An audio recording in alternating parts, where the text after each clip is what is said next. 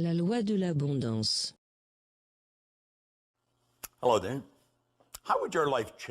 Bonjour. Comment serait votre vie si vous découvriez à votre réveil le matin que quelqu'un avait déposé 9 millions de dollars sur votre compte bancaire? Comment vous sentiriez-vous mentalement si, dès la semaine prochaine, comme ça, d'un coup, vous aviez 1 millier de nouveaux clients pour votre entreprise? 1 millier. Comment serait votre vie si, comme ça, d'un coup, vous découvriez que vous aviez l'énergie d'un jeune de 20 ans? Comment vous sentiriez-vous mentalement si Mensa venait à vous reconnaître comme étant la personne la plus intelligente de la planète? Ce sont de bonnes questions, n'est-ce pas? Bien, laissez-moi vous dire quelque chose. Il y a bien plus que 9 millions qui attendent à entrer dans votre vie. Il y a une abondance infinie et les 1000 clients, il y a des dizaines de millions de gens qui attendent d'être servis par quelqu'un. Et qu'en est-il de l'énergie d'un jeune homme de 20 ans? Vous savez, toute l'énergie qui a existé, existe et existera est 100% présente de manière égale partout au même moment. Personne n'obtient de l'énergie, nous donnons de l'énergie. Et le désir, c'est le mécanisme déclencheur qui libère cette énergie. Et pour ce qui est du plus intelligent, vous savez, les plus intelligents ne sont pas les plus efficaces. Il ne s'agit pas d'être intelligent, il s'agit d'être efficace. Et pour ce qui est de la connaissance, celle-ci est 100% présente de façon égale partout au même moment. Je suis Bob Proctor et je veux vous parler de la loi de l'abondance dans le cadre de cette série de vidéos sur les 11 lois tombées dans l'oubli. Et la loi de l'abondance en fait partie. Vous savez, Halliwell a dit que l'homme n'est jamais satisfait. Jamais. C'est quelque chose que beaucoup de gens désapprouvent. Pourtant, Dieu n'avait pas dans son intention de créer un homme qui soit à jamais satisfait. L'insatisfaction est en réalité un état créatif. Beaucoup de gens confondent satisfaction et bonheur. Vous pouvez être très heureux, mais très insatisfait. Je ne suis jamais satisfait des résultats obtenus dans aucune des entreprises que nous avons. Je suis content, mais jamais satisfait. Voyez-vous, l'insatisfaction est un état créatif. C'est l'insatisfaction qui a conduit à la lumière incandescente. Edison en avait assez d'avoir à utiliser une bougie ou une lampe à pétrole. C'était l'insatisfaction qui avait conduit les frères Wright à nous faire découvrir un nouveau royaume. Et c'était l'insatisfaction qui avait conduit Edmund Hillary au plus haut sommet du monde. C'était l'insatisfaction qui avait conduit John Kennedy à proclamer « Nous irons sur la Lune » au cours de cette décennie, quelque chose qu'il avait dit dans les années 60. J'espère donc que vous êtes insatisfait. Et si vous ne l'êtes pas, je vais prier silencieusement pour vous. Car, voyez-vous, nous pensons quant à nous, nous dit l'auteur, qu'il est juste et bon pour les gens de chercher à gratifier tous les désirs et les ambitions si ces derniers sont purs. Je sais qu'il y a beaucoup de gens qui ne sont pas d'accord avec ce que je viens de dire. Mais ils ne sont pas d'accord avec beaucoup de choses. La difficulté pour certains est qu'ils sont plus facilement enclins à considérer la créature comme la source de leur subsistance plutôt que le créateur. Ça dépasse l'entendement de la personne ordinaire. Nous ne croyons pas vraiment que Dieu puisse être la source fondamentale de notre subsistance. Pourtant, quand nous commençons à le croire, ça se réalise. Permettez-moi de partager avec vous quelque chose que j'ai lu il y a très longtemps. Dr. Wernher von Braun était l'un des plus grands scientifiques de tous les temps. Il est considéré comme étant le père du programme spatial.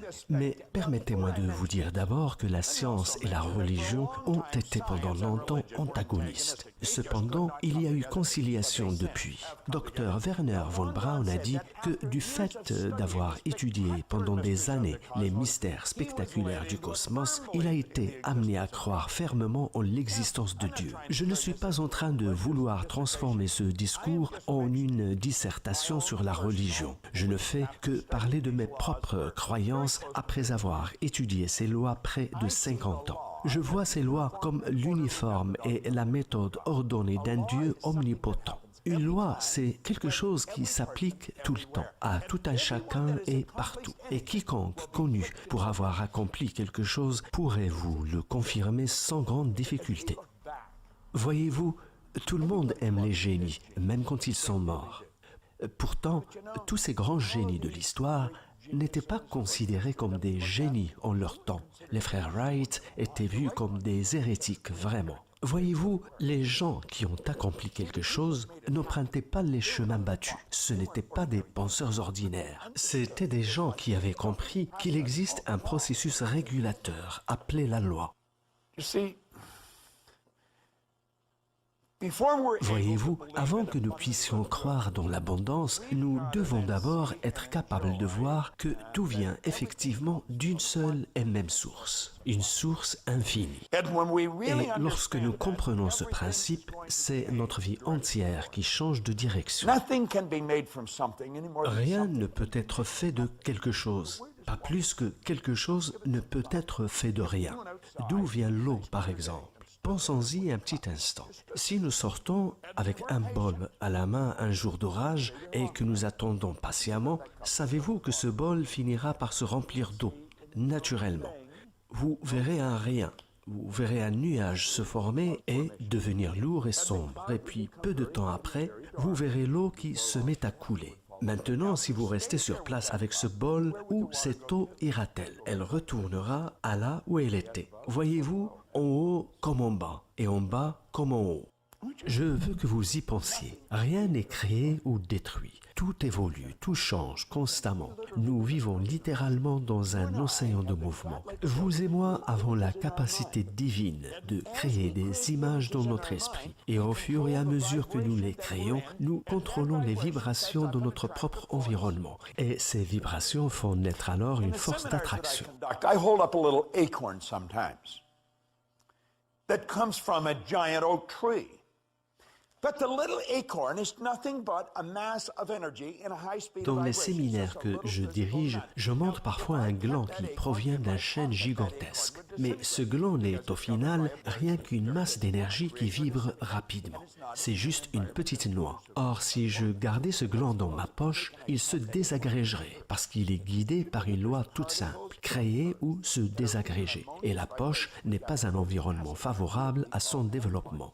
Maintenant, supposons que je prenne ce gland et que je le plante dans la terre. Savez-vous qu'il y a des particules de terre dont la vibration est en harmonie avec cette petite masse d'énergie que nous avons appelée un gland? Parce que si vous regardez le gland sous un microscope, ce n'est pas quelque chose de solide, c'est juste une petite masse d'énergie en danse. Permettez-moi de m'écarter du sujet un instant. Supposons que je prenne 2 gouttes d'eau et que je les pousse l'une contre l'autre jusqu'à ce qu'elles se touchent. Je n'aurai plus qu'une seule goutte, n'est-ce pas? J'aurai une goutte plus conséquente. Supposons maintenant que j'ajoute une autre goutte. Quelles sont mes chances de pouvoir ensuite séparer la grosse goutte qui se serait formée et revenir à mes 3 petites masses de molécules initiales, à mes 3 gouttes initiales? C'est impossible. La phrase biblique « ce que Dieu a uni » revêt du coup un tout autre sens, n'est-ce pas? Il y a, voyez-vous, des particules d'énergie dans la Terre qui n'aiment vraiment pas le gland et ne vibrent pas en harmonie avec lui. Mais il y en a d'autres qui vibrent en harmonie avec lui. Et ce gland est en fait une force magnétique. Si vous pouviez le voir juste avec les yeux, vous verriez des petites particules d'énergie se diriger vers lui tels que des soldats obéissants. Et quand il le touche, le gland et ses particules, comme pour les gouttes d'eau de tout à l'heure, finissent par ne former plus qu'une seule entité. Et c'est un processus continuel. Et les seules particules d'énergie que le gland peut attirer sont les particules qui vibrent en harmonie avec lui, celles qui sont sur la même fréquence. Et le gland continue alors à attirer et à se développer et un jour il devient un chêne géant. Et tout cela par attraction. Tout cela est le résultat d'une énergie en mouvement. Il n'y a qu'une seule source d'abondance. Bien, savez-vous que là tout de suite, vous êtes en train d'attirer vers vous des énergies qui viennent d'une source infinie. Si vos pensées sont des pensées de manque et de limitation, c'est ce que vous attirerez. De par la loi, l'univers ne peut vous donner que ce que vous avez commandé. Qu'avez-vous commandé? Tout vient d'une seule et même source, une source infinie. Mais je ne comprends pas, me diriez-vous peut-être. Alors faites-moi confiance, parce que moi je comprends. Et si vous étudiez le sujet un petit moment, vous finirez par comprendre. Tant que vous vivez en vous basant sur vos 5 sens et que vous vous contentez de ce que vous voyez, il y aura toujours le manque et la limitation, parce que vous partez d'une vision très limitée.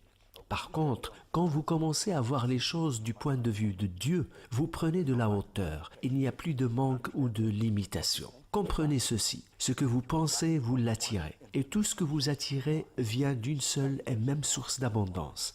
Étudiez cette loi. C'est une loi phénoménale qui fonctionne quelle que soit la personne, l'époque ou le lieu. C'était Bob Proctor. Merci. La loi de l'attraction. Hello there and welcome. I'm Bob Proctor. Bonjour et bienvenue, je suis Bob Proctor.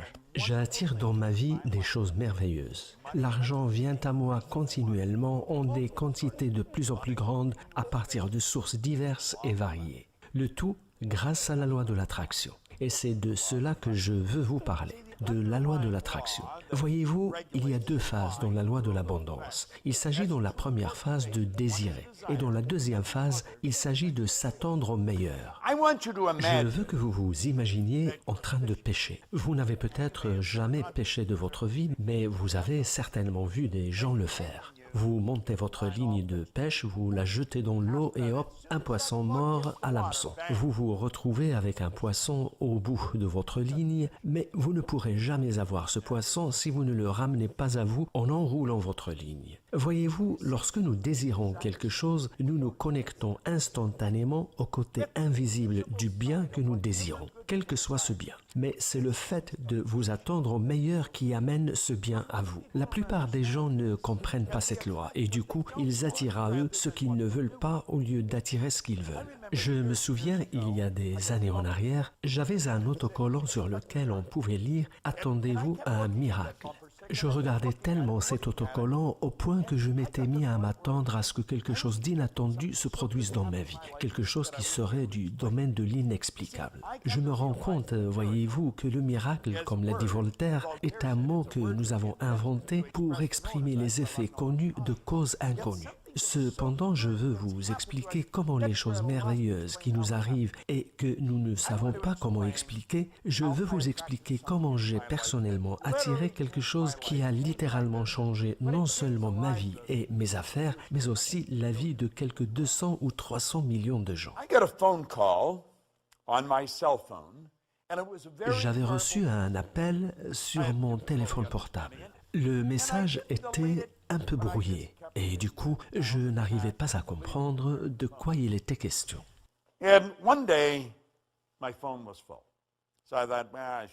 Et un jour, je pense que j'étais à l'aéroport. Avant de vider ma messagerie, j'ai pris le soin de téléphoner à Jenny Hayden, qui travaille avec moi depuis 25 ans. Et je lui ai dit, « Jenny, je pense que la personne qui a appelé s'appelle Glenda. Et je pense que c'est ça son téléphone. C'est un appel qui semble provenir d'Australie.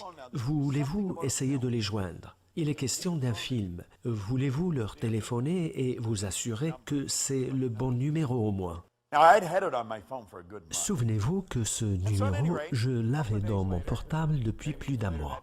Bref, quelques jours plus tard, ou peut-être le jour même, je me souviens de la conversation téléphonique que j'avais eue avec Jenny, qui me disait « C'était effectivement le bon message et le bon numéro. La personne qui vous a appelé s'appelle Glenda et il y a une équipe de cinéma australienne qui réalise un tournage en ce moment même. Et ils voudraient bien que vous preniez part au film. » Mais ils n'ont pas pu vous joindre. Le tournage a lieu dans la ville d'Aspen et ils repartent en Australie juste après en début de semaine.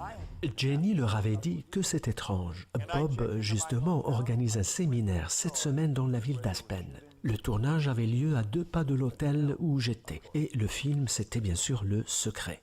Et voyez-vous, tout d'un coup, partout dans le monde, des gens connaissaient Bob Proctor et le travail que je faisais et que j'aime faire. Je crois que j'ai attiré Rhonda Byrne dans ma vie. Je crois aussi que Rhonda Byrne m'a attiré dans sa vie. Et voyez-vous, le secret, je l'ai attiré, car je m'attendais à ce que quelque chose de plus grand se produise dans ma vie. Et je vais vous dire quelque chose, je m'attends à ce que quelque chose d'encore plus grand se produise de nouveau. De nos jours, la loi de l'attraction est quelque chose que beaucoup de gens connaissent. Et je pense bien sûr que le secret a probablement expliqué cette loi mieux que tout ce que j'ai pu voir après toutes ces années passées à m'occuper de ce sujet. Les gens qui ont mis ça en place méritent notre reconnaissance. Beaucoup de gens pensent que c'est moi qui ai fait le film. Je ne l'ai pas fait. Je me suis contenté de m'asseoir là-bas pendant quelques heures en partageant ce que je savais. Et il en est sorti quelque chose de bien. Cependant, c'est la loi de la vibration qui est la loi fondamentale et non pas la loi de l'attraction. Voyez-vous, tout ce qui existe dans l'univers vibre. Nous vivons littéralement dans un océan de mouvement. Regardez les murs autour de vous. Vous pensez que ces murs sont solides. Ils ne le sont pas. Il n'y a rien qui ne soit pas en mouvement. Un corps est en mouvement, mais le cercueil l'est aussi. Vous pensez que j'ai sniffé quelque chose? Pas du tout. Si vous vous rendez dans une morgue et que vous regardez le cadavre avec un microscope, vous verrez des particules d'énergie en train de mener une danse sous vos yeux. Car s'il n'y avait pas de mouvement, le cadavre lui-même ne pourrait pas se décomposer. Voyez-vous, vous et moi avons un cerveau, et votre cerveau est une station de commutation. Les pensées activent les cellules de notre cerveau et définissent alors la nature de notre vibration, qui définit à son tour ce que nous attirons dans notre vie. La loi de l'attraction est une loi phénoménale et je pense que c'est du beau travail qui a été fait dans le film à ce sujet. Et je vous encourage à l'étudier en profondeur parce que tout ce qui se présente dans votre vie, vous l'avez attiré. Est-ce que cela veut dire, me diriez-vous, que lorsque j'attrape froid, je l'attrape parce que je me suis assis en pensant que je vais attraper froid? Non, je ne pense pas. Par contre, je pense que vous vous mettez dans une vibration où règne la confusion. Il existe une loi de genre qui dit que les germes connaissent une période d'incubation. Ce qui fait qu'après 30 ou 45 jours passés dans l'indécision et la confusion, vous attrapez froid. C'est cela le froid, c'est simplement l'expression de toute cette confusion. Bref, nous attirons vraiment tout dans notre vie. Pendant des années, j'avais des problèmes d'argent, comme la plupart des gens. Et je laissais le monde extérieur contrôler ma pensée tout le temps. C'est donc le monde extérieur qui dictait ce que j'allais attirer. Je n'avais pas d'argent, j'étais endetté, mais en y pensant, je ne faisais qu'attirer tout cela. Si votre but est de sortir de la dette, vous resterez endetté à vie. Peu m'importe que votre but est de sortir d'une dette ou d'en contracter une.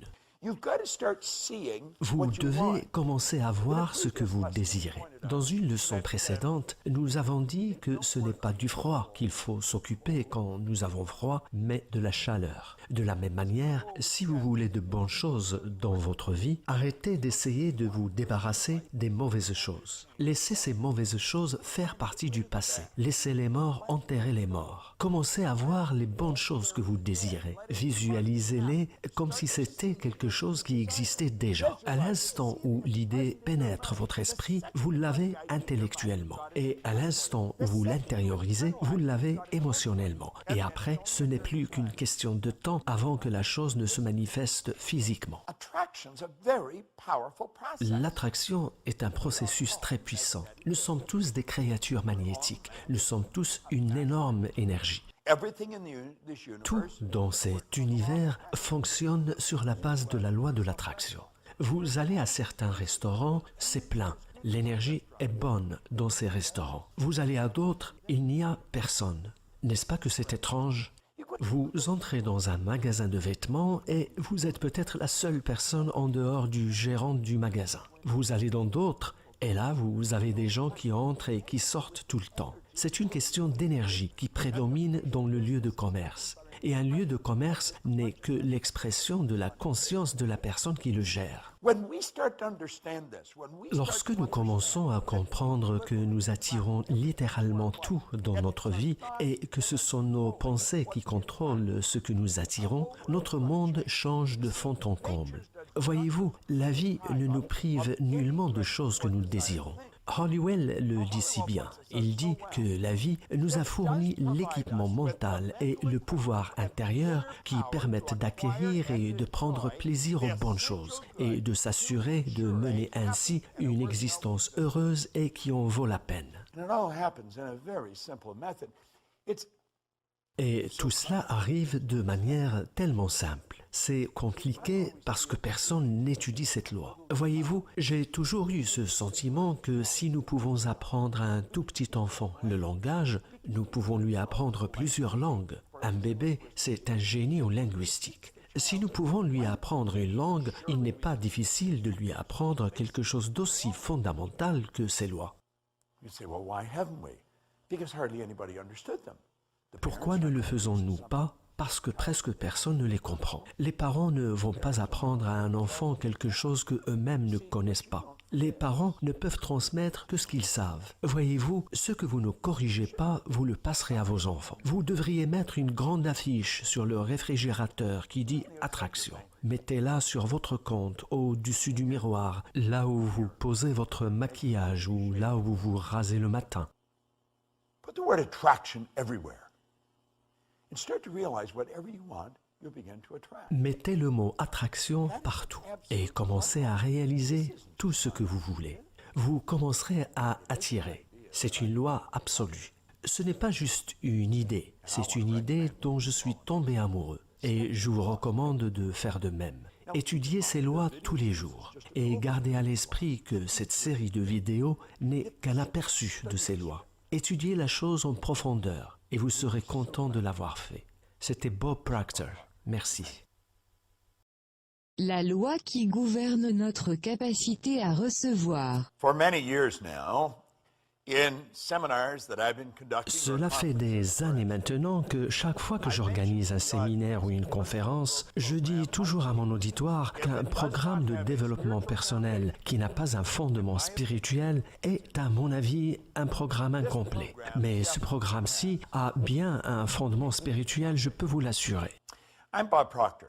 Je suis Bob Proctor et je veux vous parler de la loi qui gouverne notre capacité à recevoir. Voici une citation qui vient de ce programme. Celui qui cherche une vie meilleure, mais dont l'objectif premier est de recevoir, ne vit pas en conformité avec la vérité de l'esprit. In other words, they're going to have En d'autres termes, cette personne-là aura sans aucun doute des problèmes. Laissez-moi vous lire un autre point marquant de ce programme. D'ailleurs, c'est de cela que traite cette série de vidéos. C'est une série de points marquants que j'ai glanés tout au long de ces années que j'ai passées à étudier ces lois. In a state of limited understanding, we reason that we must get before we can give. And then Lorsque we notre turn compréhension est limitée, nous pensons que nous devons recevoir avant de donner. Ou alors nous adoptons d'autres attitudes mentales qui ne sont en rien différentes de la première. En effet, nous continuons à laisser l'idée de gain occuper nos pensées et nous nous fermons à l'esprit de la générosité. Or, donner, qui est la première loi fondamentale de la vie, est la loi qui a précédé à toute la création. L'attitude qui consiste à ne vouloir que recevoir est la loi d'une vie congestionnée. Laissez-moi répéter. L'attitude qui consiste à ne vouloir que recevoir est la loi d'une vie congestionnée, d'une vie dont l'action a été réprimée. Aussi longtemps que cette attitude domine un esprit, cet esprit-là est dans un état de paralysie. C'est un esprit limité dans son action, conformément à la loi fondamentale de la création. Many years ago, I had a Il y a wonderful plusieurs années en arrière, j'avais un grand mentor qui nous a quittés maintenant et qui me manque vraiment. Il s'appelait Leland Val van der Vol. C'était un grand homme. Il m'a appris quelque chose de très précieux en tout début de ma carrière. Il m'a dit « Bob, nous devons donner de bon cœur et recevoir avec grâce. » Vous devez comprendre, m'a-t-il dit, que cet univers est entièrement fondé sur la loi de circulation. Vous devez faire circuler l'énergie. Vous n'êtes qu'un simple terminal à travers lequel elle circule. Et voyez-vous, j'ai dès lors compris que vous et moi sommes ici pour faire le travail de Dieu. Et puisque Dieu est le créateur, il en découle que le travail est une création. Et c'est pour cela que vous et moi avons été dotés de facultés créatives qui, bien utilisées, travaillent en notre faveur. Nous devons comprendre les lois et nous devons comprendre que recevoir est une loi. Mais avant que vous puissiez recevoir, vous devez créer un espace pour ce que vous voulez recevoir. Dans le dernier chapitre de mon livre « Vous êtes né pour être riche », j'ai parlé de la vacuité et de la loi de la prospérité. Vous devez créer un espace pour le bien que vous désirez et pour créer cet espace, vous devez donner quelque chose en retour. Vous devez vous départir de quelque chose avant de pouvoir recevoir quelque chose. Au fur et à mesure que vous activez des pensées dans votre esprit et donc des charges d'énergie, votre cerveau reçoit les mêmes quantités d'énergie de même nature. Si vous émettez une pensée négative, votre cerveau recevra la même quantité d'énergie négative. Inversement, si vous émettez une énergie positive, votre cerveau recevra la même quantité d'énergie positive. C'est une loi tellement élémentaire et pourtant les gens ne la comprennent pas. Nous avons besoin, voyez-vous, d'être complètement détendus si nous voulons que tout cela se réalise. Je ne suis pas en train de dire que tout cela va arriver juste parce que vous avez regardé cette vidéo. Mais ça arrivera si vous continuez à la regarder régulièrement. Quelque chose fera tilt intérieurement. J'ai découvert que la répétition change notre perception de la vie de façon spectaculaire. La perception, voyez-vous, est l'une de nos facultés intellectuelles. Elle nous permet de voir la vie de plusieurs manières différentes. Au fur et à mesure que nous devenons plus conscients, notre perception de la vie change. Nous devons prendre conscience que tout ce que nous cherchons, nous cherche à son tour. Nous devons rester ouverts au bien que nous recherchons dans la vie. Et nous devons comprendre que la seule manière de recevoir un bien, c'est de donner un bien en retour. Si, grâce à moi, quelqu'un avec qui j'entre en contact se sent bien, je vais aussi me sentir bien parce que ce sentiment de bien-être, il l'a eu à travers moi. Donc, voyez-vous, je reçois en même temps que je donne. Ce sont deux choses étroitement liées. Vous ne pouvez pas les séparer. C'est l'autre côté de la pièce. Mais avant de pouvoir recevoir, nous devons donner. Certains diront, mais comment puis-je donner si je n'ai rien à donner? Vous avez toujours quelque chose à donner. Donnez de ce que vous avez. Vous pouvez donner de votre temps, de votre énergie, vous pouvez donner votre loyauté, votre connaissance, votre argent. Continuez à donner et vous continuerez à recevoir. Et lorsque nous nous ouvrons en vue de recevoir, nous devons être détendus. Laissez-moi vous lire quelque chose que Holliwell a dit. When we relax from strain, the law has a chance to reply. Lorsque nous sommes détendus, nous donnons à la loi une chance de réaliser nos désirs et les choses commencent à changer pour nous. Vous l'avez peut-être remarqué dans des situations banales. Vous vouliez un livre, un vêtement, une invitation ou vous désiriez voir tel ou tel ami. Parfois, vous émettez une pensée ou un désir et puis vous l'oubliez complètement. Et un jour, quelqu'un vous offre le livre en question ou vous recevez une invitation ou vous tombez par hasard sur l'ami que vous désiriez voir. Par contre, si la chose vous préoccupe, si vous faites tout pour l'obtenir et que vous êtes tendu, ça n'arrive pas. Voyez-vous, c'est la pensée qui contrôle tout.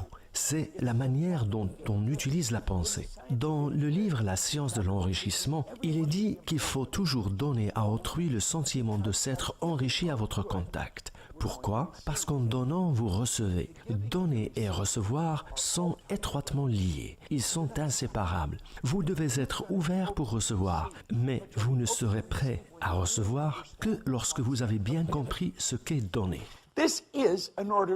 L'univers est ainsi fait. L'énergie est en circulation constante. Vous devez comprendre que votre vie est pleine en ce moment même. Elle n'est peut-être pas pleine de ce que vous voulez, mais elle est pleine. Votre agenda est plein. Tout le temps que vous avez est déjà requis. Certains me diront « Non, ce n'est vraiment pas le cas, j'ai beaucoup de temps à perdre ».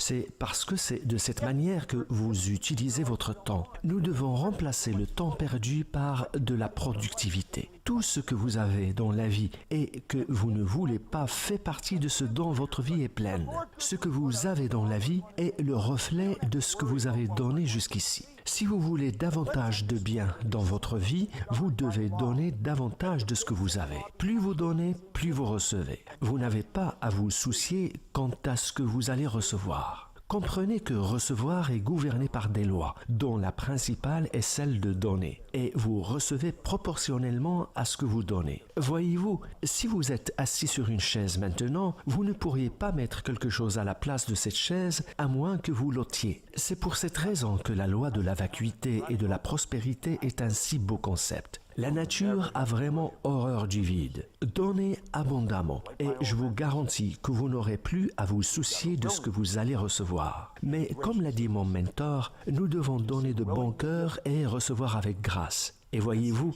donner de bon cœur est l'expression d'une foi profonde. Mais ce n'est pas une foi aveugle, c'est une foi fondée sur la compréhension de ces lois. Et au fur et à mesure que vous creusez cette loi pour recevoir, commencez à penser à qui vous pouvez donner, ce que vous pouvez donner et où vous pouvez donner. Donnez le meilleur de ce que vous avez. Et vous savez quoi? Vous recevrez alors le meilleur de ce que l'univers a à vous offrir. C'était Bob Proctor. Merci.